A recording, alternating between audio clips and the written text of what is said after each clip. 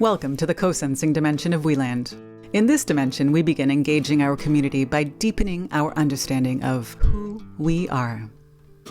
Many communities have been fragmented through colonization and globalization. These processes have lasted centuries and have resulted in the global empire that we live in today. This empire is based on centralization, extraction, and accumulation, where rural areas are considered simply as urban peripheries.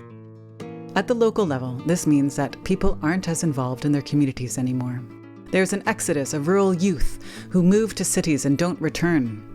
Local economy is considered obsolete with the arrival of chain stores. And the only thing left behind is tourism or resource extraction to feed the global consumistic machinery. Many communities feel fragile, alone, and even depressed, seeing the degeneration of their territories and a hopeless future that brings more individualistic and fragmented local cultures. But is this the only way? Is there a way that we can face these challenges together and co-create a regenerative future? There certainly is. The first step is to recuperate the informal and traditional communication channels, like local gatherings and community councils, and to update and scale these with the use of social media. These communication channels do not depend on formal centralist structures.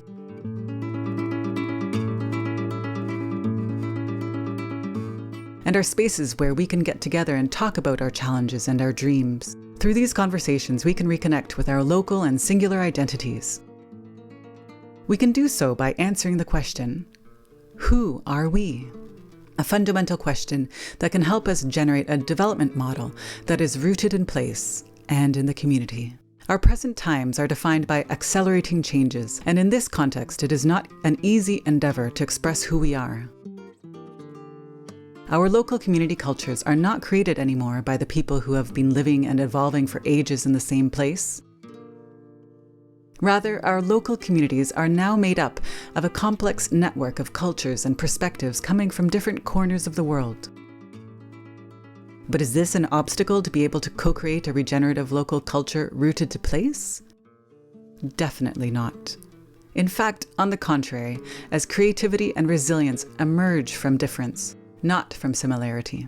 To harness what a different perspective can bring us, we have to be able to truly listen. This is not always easy, because many of us have been raised in patriarchal cultures which push us to be self-assured and determined, and to feel like we know exactly where we're heading towards, even if we have no idea. Perhaps this is the gift of these changing times. We don't have a better idea of where we are headed, as every day brings new changes, but we do know that we need better tools to be able to listen with curiosity and empathy, to value the people that live with us, and to recognize the diversity that defines us. Through these deep dialogues, we can rediscover our identities. And from there, we can develop our community into becoming a resilient home based in trust and reciprocity. By understanding how different perspectives enrich local communities, we can then understand how communities regenerate themselves through plurality and diversity. To engage in this process of co-sensing is to engage in community. It's important to deepen our understanding of how to experience community, how we spin and mix the kaleidoscope of the different perspectives that can help us understand the whole. We also need to define the main characteristics of our community, keeping in mind the deep relationship with land and place. Where does the community come from? How is it rooted in place, but born of different lands? All of this information enriches our understanding of who we are and what we are. It is also important to talk about how our community is expressed through culture. This can be done through community gatherings, rituals, customs, festivals, and other events that express and celebrate place and community, instead of adopting global festivities, practices, and values that are not rooted in place and that keep colonizing our local cultures.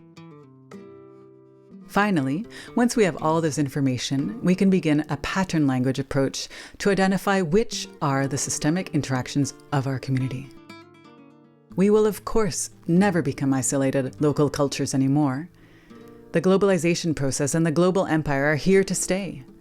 But We can transcend them by glocalizing our cultures and take responsibility for our relationship with a global community, and promote decentralization, diversity, and regeneration, as well as a reciprocity with other communities in a rhizomatic organization.